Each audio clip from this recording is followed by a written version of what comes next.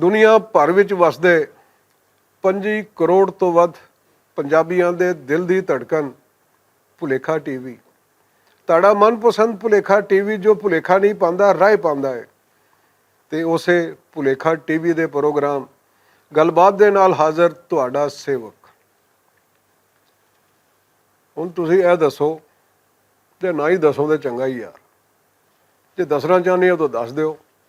ਅੱਗੋਂ ਮੇਰੀ ਮਰਜ਼ੀ ਹੈ ਕਿ ਮੈਂ ਪੁੱਛਣਾ ਵੀ ਚਾਹੁੰਦਾ ਕਿ ਨਹੀਂ ਪੁੱਛਣਾ ਚਾਹੁੰਦਾ, ਕੁਛ ਦਰਿਆਫਤ ਵੀ ਕਰਨਾ ਚਾਹੁੰਦਾ ਜਾਂ ਨਹੀਂ ਕਰਨਾ ਚਾਹੁੰਦਾ। ਲੇਕਿਨ ਅਸੀਂ ਕੋਈ ਮਿਊਚੁਅਲ ਅੰਡਰਸਟੈਂਡਿੰਗ ਕਰਨੇ ਆ ਕਿ ਮੈਂ ਚੁੱਪ ਰਹਿਣਾ, ਤੂੰ ਆਪੇ ਸਮਝੀ ਜਾ ਆਪਣੇ ਹਿਸਾਬ ਨਾਲ ਕਿ ਕੀ ਚਾਹ ਰਿਹਾ, ਕੀ ਕਹਿ ਰਿਹਾ, ਕੀ ਸਮਝਾ ਰਿਹਾ ਹੈ। ਅਤੇ ਮੈਂ ਵੀ ਫਰਜ਼ ਕਰ ਲੈਂਦਾ ਕਿ ਚੰਗਾ ਕੀਤਾ, ਉਹ ਆਪਣੇ ਆਪ ਹੀ ਸਮਝੀ ਜਾ ਰਿਹਾ। ਉਹਨੂੰ ਇਹ ਨਹੀਂ ਪਤਾ ਕਿ ਮੈਂ ਆਪਣੇ ਅੰਦਰੋਂ ਅੰਦਰੀ ਕਿਹੋ ਜਿਹੇ ਨੈਗੇਟਿਵ ਰਿਮਾਰਕਸ ਉਹਦੇ ਬਾਰੇ ਪਾਸ ਕਰ ਰਹੇ ਹਾਂ, ਭਾਵੇਂ ਵਾਛਾਂ ਜਿਹੜੀਆਂ ਹੀ ਖਿਲਾਰ ਕੇ ਮੁਸਕਰਾ ਰਹੇ ਉਹਦੇ ਸਾਹਮਣੇ। ਹੁਣ ਤੁਸੀਂ ਕਿਤੇ ਵੀ ਜਾਓ, ਮੇਰੇ ਵੱਲੋਂ ਇਜਾਜ਼ਤ ਹੈ, ਭਾਵੇਂ ਮੈਂਟਲ ਹਸਪਤਾਲ ਜਾਓ ਅਤੇ ਭਾਵੇਂ ਮੀਨਾ ਬਾਜ਼ਾਰ ਜਾਓ ਅਤੇ ਭਾਵੇਂ ਜਿੱਥੇ ਮਰਜ਼ੀ ਜਾਓ, ਪਰ ਜਾਓ ਜ਼ਰੂਰ। ਤੁਸੀਂ ਬੜੇ ਗੌਰ ਨਾਲ ਵੇਖੋ ਚਾਰੋਂ ਪਾਸੇ, ਪਰ ਤੁਹਾਨੂੰ ਟਾਈਮ ਕਿੱਥੇ ਹੋਣਾ। ਤੁਹਾਡੇ ਹੱਥ 'ਚ ਮੋਬਾਈਲ ਫੜਿਆ ਹੋਣਾ, ਠਗਾ ਠੱਗ ਤੁਸੀਂ ਫੇਸਬੁੱਕਾਂ ਖੇਡੀ ਜਾ ਰਹੇ ਹੋ, ਸੋਸ਼ਲ ਮੀਡੀਆ 'ਤੇ ਜਿਹੜਾ ਸਵਾਦ ਲਈ ਜਾ ਰਹੇ ਹੋ, ਚਸਕਾ ਲਈ ਜਾ ਰਹੇ ਹੋ, ਚਸ ਲਈ ਜਾ ਰਹੇ ਹੋ। ਤੁਹਾਡੇ ਕੋਲ ਟਾਈਮ ਨਹੀਂ ਹੋਣਾ। ਹੁਣ ਇੱਥੇ ਟਾਈਮ ਕਿਸੇ ਕੋਲ ਵੀ ਕੋਈ ਨਹੀਂ। ਕਿਉਂ ਕੋਈ ਨਹੀਂ? ਹਾਲਾਂਕਿ ਵਿਹਲਾ ਬੰਦਾ ਜ਼ਿਆਦਾ ਮਸਰੂਫ ਹੁੰਦਾ ਅਤੇ ਇੱਥੇ ਹਰ ਵਿਹਲਾ ਬੰਦਾ ਇੰਨਾ ਕੁ ਮਸਰੂਫ ਹੈ, ਇੰਝ ਲੱਗਦਾ ਹੈ ਕਿ ਜਿਵੇਂ ਕੋਈ ਨਵੀਂ ਦੁਨੀਆ ਤਖਲੀਕ ਕਰ ਰਿਹਾ, ਜਿਵੇਂ ਕੋਈ ਰਿਪਬਲਿਕ ਇਜਾਦ ਕਰ ਰਿਹਾ। ਅਫਲਾਤੂਨ ਨੂੰ ਆਖਿਆ ਹਟ ਜਾ ਭਾਈ ਸਾਹਿਬ, ਤੁਸੀਂ ਦਾਦਾ ਸਾਹਿਬ ਜਾ ਕੇ ਖਾਲਸ ਦੁੱਧ ਪੀਓ 3 ਦਿਨ, ਉਸ ਤੋਂ ਬਾਅਦ ਤੇ ਫਿਰ ਕੱਚੀ ਲੱਸੀ ਵਾਲਾ ਪਾਣੀ ਵਾਲਾ ਉਹੀ ਦੁੱਧ ਲੱਭਣਾ, ਕਿਉਂਕਿ 3 ਦਿਨ ਤੁਹਾਡੇ ਅਤੇ ਬਾਕੀ ਜਿਹੜੇ ਦਿਨ ਨੇ ਉਹ ਦੁੱਧ ਵਾਲਿਆਂ ਦੇ ਹੁੰਦੇ ਨੇ। ਹੁਣ ਗੌਰ ਜੇ ਕਰੋ, ਕਦੀ ਗੌਰ ਕੀਤਾ? ਇਹ ਨਹੀਂ ਕਿ ਸ਼ੀਸ਼ੇ ਦੇ ਸਾਹਮਣੇ ਖੜੋ ਕੇ ਕਦੀ ਬੋਦੇ ਐਂ ਕਰ ਲਿਆ ਅਤੇ ਕਦੀ ਮੂੰਹ ਐਂ ਕਰ ਲਿਆ ਅਤੇ ਵਿੰਗਾ ਚਿੱਬਾ ਆਪਣੇ ਆਪ ਨੂੰ ਵੇਖ ਕੇ ਆਪੇ ਹੀ ਖੁਸ਼ ਹੋਏ ਗਏ। ਗੌਰ ਫਰਮਾਓ ਕਿ ਇੱਥੇ ਕਿਸੇ ਬੰਦੇ ਕੋਲ ਟਾਈਮ ਕੋਈ ਨਹੀਂ। ਜਿਹੜਾ ਵਿਹਲਾ ਬੰਦਾ ਉਹ ਜ਼ਿਆਦਾ ਮਸਰੂਫ ਬੰਦਾ। ਤੁਸੀਂ ਕਿਸੇ ਥਾਂ 'ਤੇ ਚਲੇ ਜਾਓ, ਕੀ ਹੋਏਗਾ? ਫਰਜ਼ ਕੀਤਾ ਤੁਸੀਂ ਚਿੰਗ-ਚੀ 'ਤੇ ਬੈਠੇ ਹੋ, ਤੁਹਾਡੇ ਨਾਲ 3 ਕੁ ਸਵਾਰੀਆਂ ਇੱਧਰ ਫਸ ਕੇ ਬੈਠੀਆਂ ਨੇ, ਕੁਛ 6 ਕੁ ਸਵਾਰੀਆਂ ਪਿੱਛੇ ਬੈਠੀਆਂ ਨੇ, ਅਤੇ ਟੈਂਕੀ ਉੱਤੇ ਪਾਇਲਟ ਸਾਹਿਬ ਦੇ ਪਿੱਛੇ ਵੀ 3 ਕੁ ਮੁਸਾਫਰ ਬੈਠੇ ਨੇ, ਲੇਕਿਨ ਹਰ ਬੰਦਾ ਤੁਹਾਨੂੰ ਮਸਰੂਫ ਨਜ਼ਰ ਆਏਗਾ। ਤੁਸੀਂ ਬੱਸ ਵਿੱਚ ਚਲੇ ਜਾਓ ਕਿ ਡਰਾਈਵਰ ਸਣੇ ਹਰ ਬੰਦਾ ਮਸਰੂਫ ਨਜ਼ਰ ਆਏਗਾ। ਇਹ ਨਾ ਸਮਝੋ ਕਿ ਉਹ ਬੱਸ ਚਲਾਉਣ ਵਾਲਾ ਪਾਇਲਟ ਜਿਹੜਾ ਹੈ ਉਹ ਬੱਸ ਚਲਾਉਣ 'ਤੇ ਧਿਆਨ ਨਹੀਂ ਦੇ ਰਿਹਾ, ਉਹ ਵੀ ਮਸਰੂਫ ਹੈ। ਉਹਦੇ ਸਾਹਮਣੇ ਇੰਨੀ ਕੁ ਜਿਹੜੀ ਹੈ ਉਹ ਸਕਰੀਨ ਲੱਗੀ ਹੈ, ਉਹ ਸੜਕ 'ਤੇ ਘੱਟ ਵੇਖ ਰਿਹਾ, ਉੱਥੇ ਸਕਰੀਨ 'ਤੇ ਲੱਗੀ ਹੋਈ ਕੋਈ ਫਿਲਮ ਜਿਹੜੀ ਹੈ ਉਹ ਬਹੁਤ ਹੀ ਵੇਖ ਰਿਹਾ। ਤੁਸੀਂ ਵੈਗਨ ਚਲੇ ਜਾਓ ਕਿ ਵੈਗਨ ਹੀ ਇਹ ਕਰਕੇ ਜਾ ਰਹੀ ਹੁੰਦੀ ਛਾਂ ਕਰਕੇ, ਲੇਕਿਨ ਉੱਥੇ ਹਰ ਬੰਦਾ ਤੁਹਾਨੂੰ ਮਸਰੂਫ ਨਜ਼ਰ ਆਏਗਾ।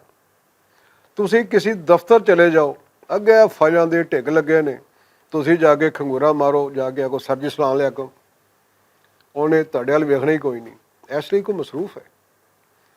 ਤੁਸੀਂ ਕਿਸੇ ਪਾਸੇ ਵੀ ਚਲੇ ਜਾਓ, ਕਿਸੇ ਦੇ ਘਰ ਚਲੇ ਜਾਓ, ਅਤੇ ਪਤਾ ਇਹ ਲੱਗੇਗਾ ਕਿ ਘਰ ਵਿੱਚ 10 ਜਣੇ ਨੇ ਅਤੇ 10 ਦੇ ਕੋਲ ਟਾਈਮ ਕੋਈ ਨਹੀਂ ਕਿ ਇੱਕ ਦੂਜੇ ਨੂੰ ਮਿਲ ਲੈਣ, ਇੱਕ ਦੂਜੇ ਨੂੰ ਵੇਖ ਲੈਣ, ਇੱਕ ਦੂਜੇ ਨੂੰ ਲੱਭ ਲੈਣ।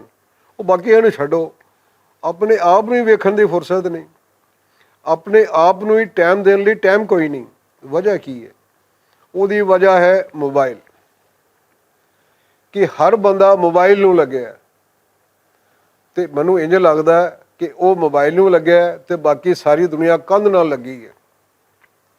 ਕੋਈ ਥੋੜ੍ਹਾ ਜਿਹਾ ਟਾਈਮ ਆਪਣੇ ਆਪ ਲਈ ਕੱਢ ਲਓ, ਕੋਈ ਥੋੜ੍ਹਾ ਜਿਹਾ ਟਾਈਮ ਘਰ ਵਾਲਿਆਂ ਲਈ ਕੱਢ ਲਓ, ਕੋਈ ਥੋੜ੍ਹਾ ਜਿਹਾ ਟਾਈਮ ਉਹਨਾਂ ਲੋਕਾਂ ਲਈ ਕੱਢ ਲਓ ਜਿਨ੍ਹਾਂ ਨੂੰ ਤੁਹਾਡੇ ਨਾਲ ਕੰਮ ਹੈ, ਤੁਹਾਨੂੰ ਸਲਾਮ ਕਰਨ ਲਈ ਹੱਥ 'ਚ ਅਰਜ਼ੀ ਫੜ ਕੇ ਦਫ਼ਤਰ ਆਏ ਨੇ। ਕਿਉਂਕਿ ਦਫ਼ਤਰ ਜਾਓ, ਅੱਗੇ ਫਾਈਲਾਂ ਦਾ ਢਿੱਗ ਲੱਗਿਆ, ਥੱਲੇ ਠਗਾ ਠੱਗ ਮੋਬਾਈਲ ਖੇਡੀ ਜਾ ਰਹੇ। ਤੁਸੀਂ ਜਾ ਕੇ ਡਰਦਿਆਂ ਖੰਗੂਰਾ ਮਾਰ ਕੇ ਸਲਾਮ ਅਰਜ਼ ਕਰਕੇ ਜਿਹੜਾ ਚਿੱਠੀ ਰੱਖੋ, ਉਹਨੇ ਵੇਖਣਾ ਹੀ ਕੋਈ ਨਹੀਂ। ਤੁਸੀਂ ਜ਼ਰਾ ਥੋੜ੍ਹਾ ਖੜਕਾ ਕੇ ਚਿੱਠੀ ਰੱਖੋ ਅਤੇ ਉਹਨੇ ਤੁਹਾਡੇ ਗੱਲ ਪੈ ਜਾਣਾ ਅਤੇ ਸਿੱਧਾ ਕਹਿਣਾ, ਓਏ ਤੈਨੂੰ ਨਹੀਂ ਪਤਾ ਮੈਂ ਸਾਹਿਬ ਨਾਲ ਇਸ ਟਾਈਮ ਫੋਨ 'ਤੇ ਗੱਲ ਕਰ ਰਿਹਾ। ਅਤੇ ਜੇ ਤੁਸੀਂ ਥੋੜ੍ਹਾ ਜਿਹੀ ਅੱਡੀਆਂ ਚੁੱਕ ਕੇ ਗੌਰ ਫਰਮਾਓ ਤੇ ਪਤਾ ਲੱਗੇਗਾ ਕਿ ਉਹ ਫੇਸਬੁੱਕ ਤੇ ਕਿਸੇ ਨੂੰ ਹੈਲੋ ਹਾਈ ਕਰ ਰਿਹਾ।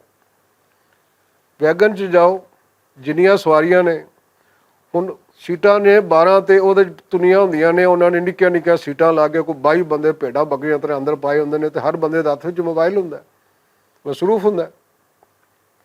ਅੱਗੋਂ ਪਾਇਲਟ ਸਾਹਿਬ ਜਿਹੜੇ ਨੇ ਉਹ ਵੀ ਮੋਬਾਈਲ ਤੇ ਇੱਕ ਹੱਥ 'ਚ ਫੜਿਆ ਹੁੰਦੇ, ਨਾਲ ਹੀ ਇੱਕ ਹੱਥ ਨਾਲ ਗੱਡੀ ਚਲਾ ਰਹੇ ਹੁੰਦੇ ਨੇ।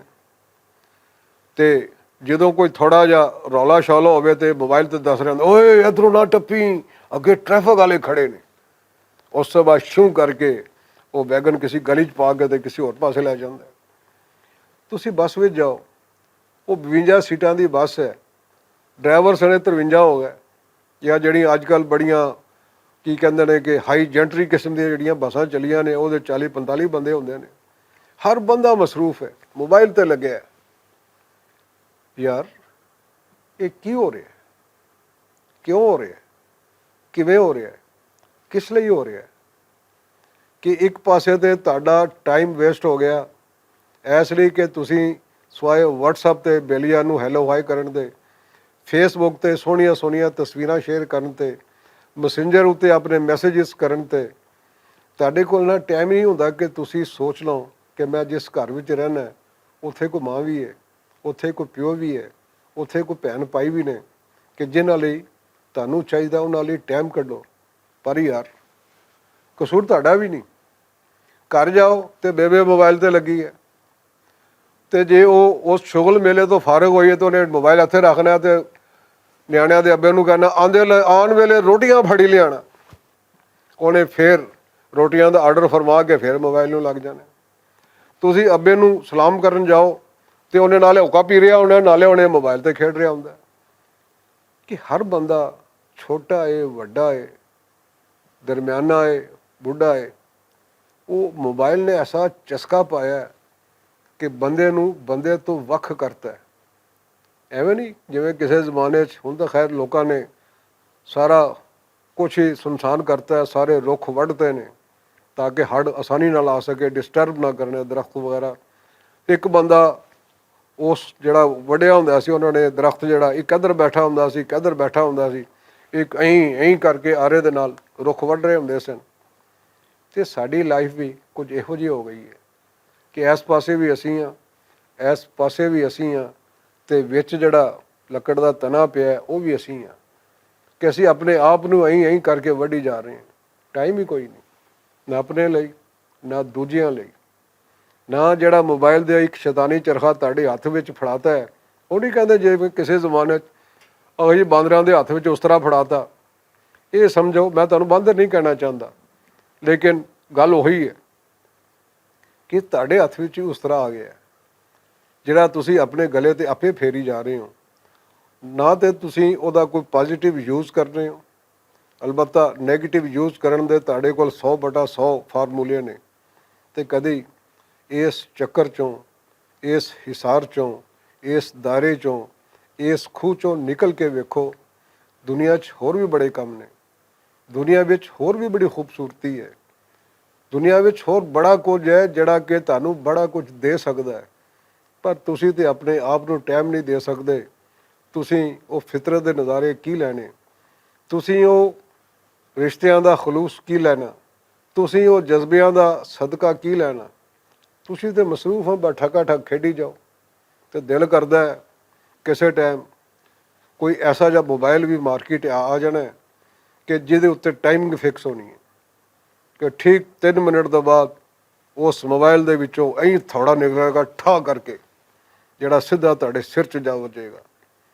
ਅੱਗੇ ਥੋੜਾ ਗਰੁੱਪ ਦਾ ਜ਼ਿਕਰ ਸੀ, ਅਤੇ ਉਸ ਮੋਬਾਈਲ ਵਾਲਿਆਂ ਨੇ ਜਦੀਦ ਟੈਕਨੋਲੋਜੀ ਵਿੱਚ ਕੋਈ ਐਸਾ ਚਿਪਸ ਇਜਾਦ ਕਰਨਾ ਹੈ ਕਿ ਹਥੌੜੇ ਦੀ ਥਾਂ ਫੋੜਾ ਨਿਕਲਣਾ, ਗੋਇਆ ਇਕੱਠਾ ਕਰਨ ਵਾਲਾ, ਕਿ ਜਿਵੇਂ 3 ਮਿੰਟ ਗੁਜ਼ਰਨਗੇ ਤੁਸੀਂ 1 ਸਕਿੰਟ ਵੀ ਉੱਤੇ ਖੇਡੋਗੇ ਮੋਬਾਈਲ ਨਾਲ ਅਤੇ ਫੋੜੇ ਨੇ ਵਿੱਚੋਂ ਨਿਕਲ ਕੇ ਠਾ ਕਰਕੇ ਤੁਹਾਡਾ ਮੱਥਾ ਰੰਗ ਦੇਣਾ। ਲੇਕਿਨ ਮੈਨੂੰ ਲੱਗਦਾ ਇਹ ਮੋਬਾਈਲ ਕੰਪਨੀਆਂ ਵਾਲੇ ਐਡੇ ਵੀ ਭੋਲੇ ਨਹੀਂ, ਇਹ ਈਜ਼ੀ ਲੋਡ ਵੇਚਣ ਵਾਲੇ ਐਡੇ ਵੀ ਭੋਲੇ ਨਹੀਂ, ਇਹ ਮੋਬਾਈਲ ਨੂੰ ਪ੍ਰੋਜੈਕਟ ਕਰਨ ਵਾਲੇ, ਮਾਰਕੀਟਿੰਗ ਕਰਨ ਵਾਲੇ, ਵੇਚਣ ਵਾਲੇ ਐਡੇ ਵੀ ਭੋਲੇ ਨਹੀਂ ਕਿ ਸੱਚੀ ਮੁੱਚੀ ਕੋ ਥੋੜਾ ਵਿੱਚ ਰੱਖ ਦੇਣ, ਥੋੜਾ ਵਿੱਚ ਰੱਖ ਦੇਣ। ਕਿਉਂਕਿ ਜੇ ਉਹ ਵਿੱਚ ਰੱਖ ਦੇਣ ਤਾਂ ਤੁਸੀਂ ਜਿਹੜਾ ਕਿ ਜਿਸ ਬੰਦੇ ਨੇ ਤੰਬਾ ਫੂਕ ਕੇ ਉਹ ਸਾਰੇ ਦਿਨ ਦਾ ਬੈਲੈਂਸ ਲੈਣਾ ਹੈ, ਸਾਰੇ ਦਿਨ ਸੋਸ਼ਲ ਮੀਡੀਆ ਨੂੰ ਖੇਡਣਾ ਹੈ, ਉਹਦੀ ਖੇਡ ਤੇ ਮੁੱਕ ਜਾਣੀ ਹੈ 3 ਮਿੰਟਾਂ ਤੋਂ ਬਾਅਦ। ਤੇ ਐਸਾ ਰਿਸਕ ਉਹ ਨਹੀਂ ਲੈਣਗੇ। ਐਸਾ ਰਿਸਕ ਤੁਸੀਂ ਲੈ ਸਕਦੇ ਹੋ ਕਿ ਤੁਸੀਂ ਆਰਾਮ ਨਾਲ ਰਹੋ, ਧਿਆਨ ਨਾਲ ਰਹੋ, ਕਿ ਮੋਬਾਈਲ ਦੀ ਸਕਰੀਨ ਹੋਵੇ, ਲੈਪਟਾਪ ਦੀ ਸਕਰੀਨ ਹੋਵੇ, ਕੰਪਿਊਟਰ ਦੀ ਸਕਰੀਨ ਹੋਵੇ, ਤੁਹਾਨੂੰ ਪਤਾ ਹੈ ਉਹਦੇ ਵਿੱਚੋਂ ਕਿੰਨੀਆਂ ਖਤਰਨਾਕ ਰੇਜ਼ ਨਿਕਲਦੀਆਂ ਨੇ ਜਿਹੜੀਆਂ ਤੁਹਾਨੂੰ ਵੇਲੇ ਤੋਂ ਪਹਿਲੇ ਅੰਨਾ ਕਰ ਸਕਦੀਆਂ ਨੇ। ਬਾ ਫਿਰ ਅੱਖਾਂ ਦੇ ਪੱਟੀ ਬੰਨ੍ਹ ਕੇ ਜਿਹੜਾ ਚੋਰ ਸਿਪਾਹੀ ਖੇਡਦੇ ਰਿਹਾ ਜੇ, ਬਾਕੀ ਕੰਮ ਛੱਡਦੇ ਆ ਜੇ। ਗੱਲ ਨਿੱਕੀ ਜਿਹੀ। ਯਾਰ ਫਰੂਕਾ ਕੀ ਬਣੇਗਾ ਇਸ ਦੁਨੀਆ ਦਾ? ਮੈਨੂੰ ਤੇ ਕੋਈ ਸਮਝ ਨਹੀਂ, ਤੁਹਾਨੂੰ ਹੈ ਜੇ ਸਮਝੋ ਤੇ ਸਮਝਾਓ, ਕਹਾਣੀ ਬੰਨੇ ਲਾਓ। ਯਾਰ ਫਰੂਕਾ ਕੀ ਬਣੇਗਾ ਇਸ ਦੁਨੀਆ ਦਾ? ਗੱਲ ਨਿੱਕੀ ਜਿਹੀ।